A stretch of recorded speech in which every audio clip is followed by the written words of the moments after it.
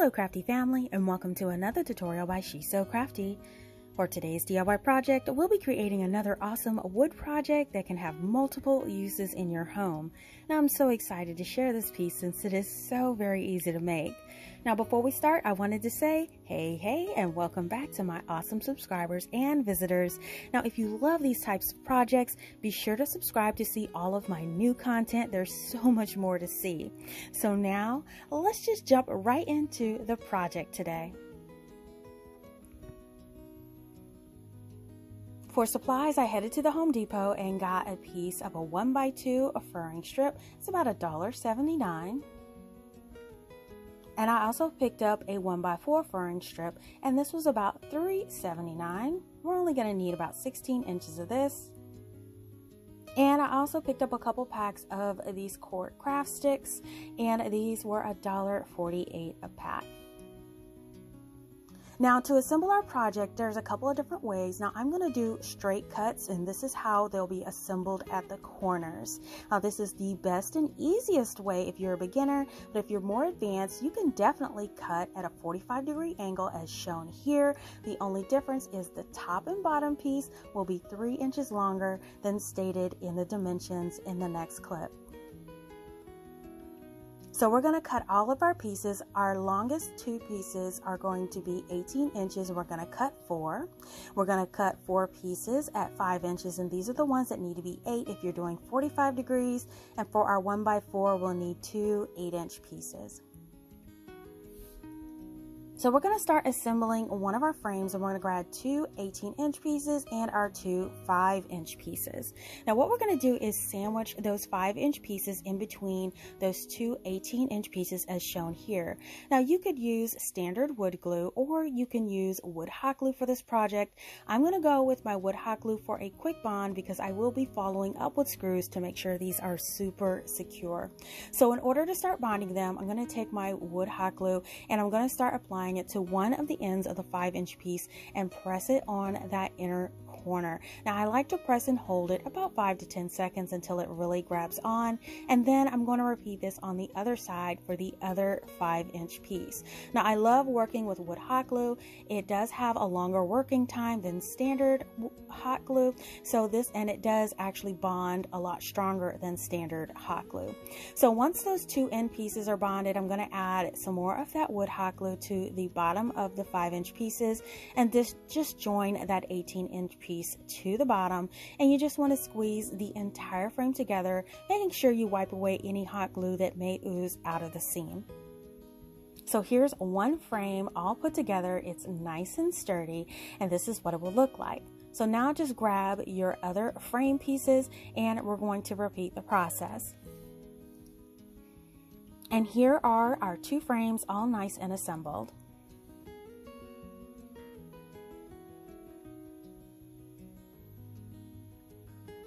So now we're just going to grab our screw box, and I'm going to be joining the ends together. So I'm going to be using a number 8 2-inch screw for the 4 corners. You're going to need 4 screws per side.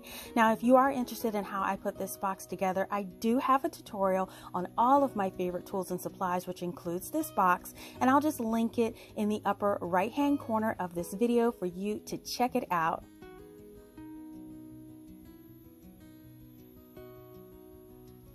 So now what we're going to do is we're going to drill a pilot hole into each one of the corners. Now I am drilling in from the outside, which is the quickest and easiest way, but if you do have a pocket hole tool or a brad nailer, feel free to use those as well.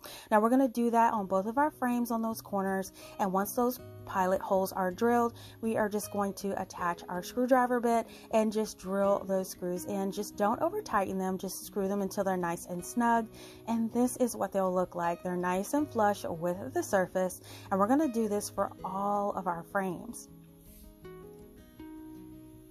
And now here are all 4 frames with the screws in on each side.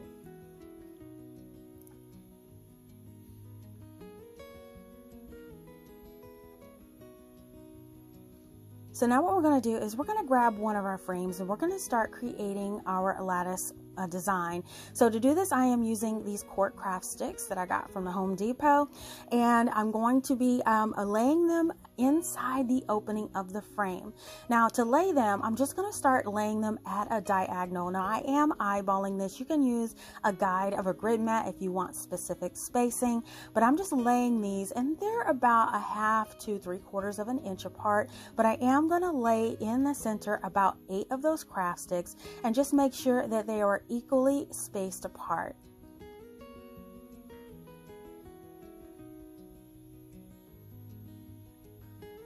Now once you have them equally spaced apart, I am going to trim down the first one and the last one because they are too long, and I'm just going to add a dot of my wood hot glue on each end to place it in there, and you could use any type of adhesive that you prefer. We're just going to add the dot at each end and just lay it in one at a time, just maintaining those spaces that you laid out in the beginning. So here are all of my diagonals, all nice and secure. So now what we're going to do is we're going to take 8 more of those craft sticks and we're going to lay them in the opposite diagonal direction across the craft sticks we just laid to form our lattice design. Go in with our glue and secure them. And now we have our completed lattice design, and here's what it looks like. Now to make sure that these stay bonded, I'm going to go in with my staple gun and staple each one of those craft sticks to the frame on the back all the way around, and this makes sure that everything will stay snug in place. So next we're going to grab that 1x4 piece, and this is an 8-inch piece which should fit perfectly at the bottom of the frame. So we could put it down at the bottom, or we could put it at the top of the edge. I prefer to put it at the top of the edge at the bottom so it has just this little lip at the bottom. I think it just gives it a better look that way. So we're going to adhere it right there.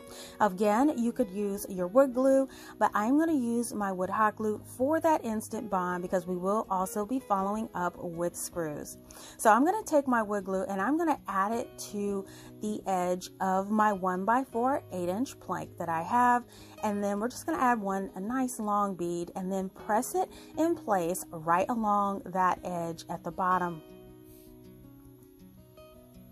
Now we are going to press and hold this until it's bonded for about 10 or 15 seconds, and as you can see, it is nice and bonded in place.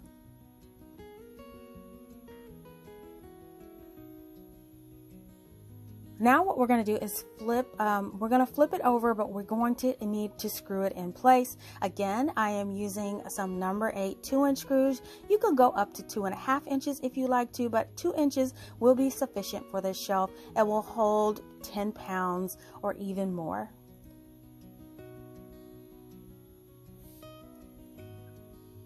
So your wood plank is right on the line of that top edge of the wood at the bottom. So you have a visual guide of where you need to drill pilot holes. So what I'm going to do is take my drill bit and drill it down maybe about 1/4 of an inch from the top edge of that bottom piece of wood. This should go directly inside the center of your wood plank. You just want to make sure when you do drill it, you drill straight down in, and you shouldn't have any issues on your other side.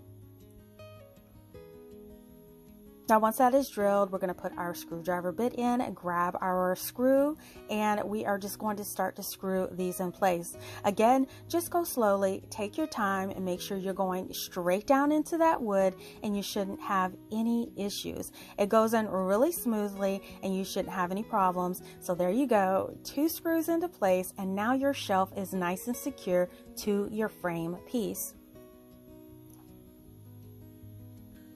And now just repeat this for your other frame. And now we have 2 lattice frames to work with. Now there's a couple different ways you can finish these, but I decided to do 2 different ways to show you guys all the variation. So for this first one, I'm going to finish in antique wax. Now what I like to do with my antique wax is I like to dilute it a little bit. So I have 2 little cups, one with water and one I'm going to put in my antique wax. I'm just going to pour some of that wax in there and then pour about maybe 1/4 of the amount of water in there and mix and blend it together. Now if you don't have any antique wax, you can definitely use traditional stain. I've even seen people use diluted acrylic paint. It's all up to you. So what I'm going to do is I'm going to take my paintbrush and start applying that wax and start on the inside. I think the inside has the most detail with that crisscross, and you have to get into all of the tight areas. And then once you finish that lattice portion, definitely follow up with a paper towel to get all of the excess liquid. And this ensures a nice clean finish, and it dries a lot quicker. Now, once you wipe that away, complete this coverage for the entire frame. And here is the finished look with all of the coverage on with that antique wax on the front. And now let it sit to dry. Now for our second frame, we're going to do a different finish. I decided to go with a painted finish for this one. Now for this, I'm going to be using my chalk paint. You can use acrylic paint, you can use spray paint, any kind of paint that you prefer for your project. So again, I am starting on the inside. And you need to get that paint into all of those cracks and crevices to make sure you have a nice even coverage all the way around your lattice portion. And here that is. And now complete the rest of the frame with that chalk paint. Now here it is all covered, and you want this to sit to completely dry. So after sitting for a while, the piece is nice and dry, and what I decided to do is give it a light distressed look. Now in order to do this, I'm taking some black acrylic paint to do this. Now, distressing is totally optional. You really don't have to do it if you don't like, but I like to give it a little dimension. So what I like to do is take one of my craft sticks, I'll dip it into the paint and pat off a lot of that excess paint until you have a really, really light coat on the craft stick. And then I like to drag it along the edges of the frame. I think that this gives it the perfect amount of distressing, not too much, not too little, just the perfect amount, not to overdo it. And I'm going to do this all the way around the frame. You just do it until your heart is happy.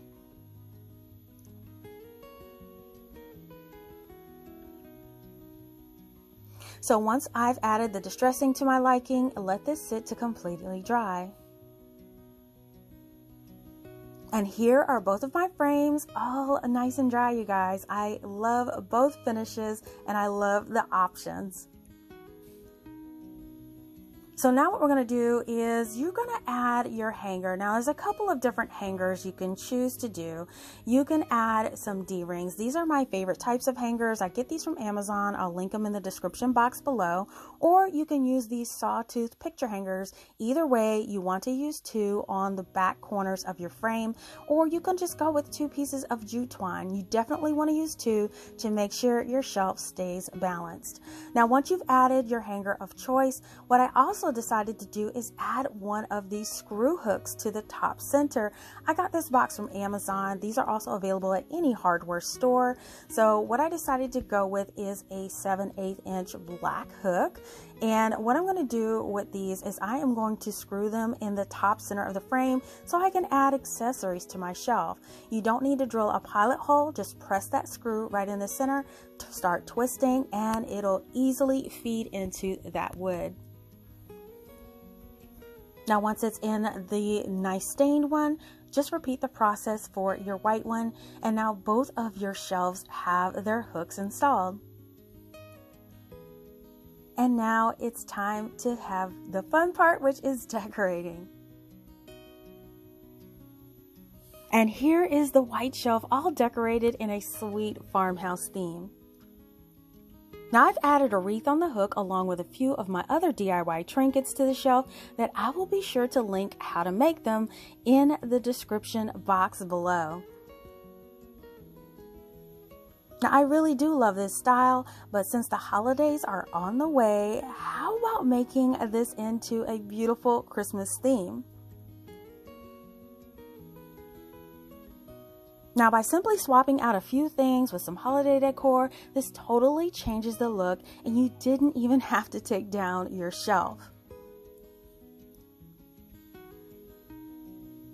Now this is definitely one you'll have to make for yourself or holiday gifts. Now for the rich stained brown shelf, I added a few fall decor items. Now this option is so warm and cozy, and it perfectly fits into a fall theme. Now I did place a small initial pumpkin at the top and a fall arrangement on the shelf, and I think that this gives me all of those pumpkin spice vibes.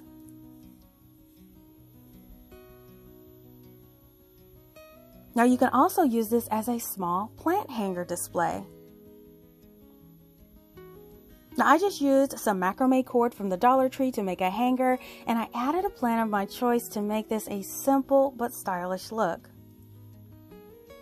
Now this is a really fun option for real or faux plants.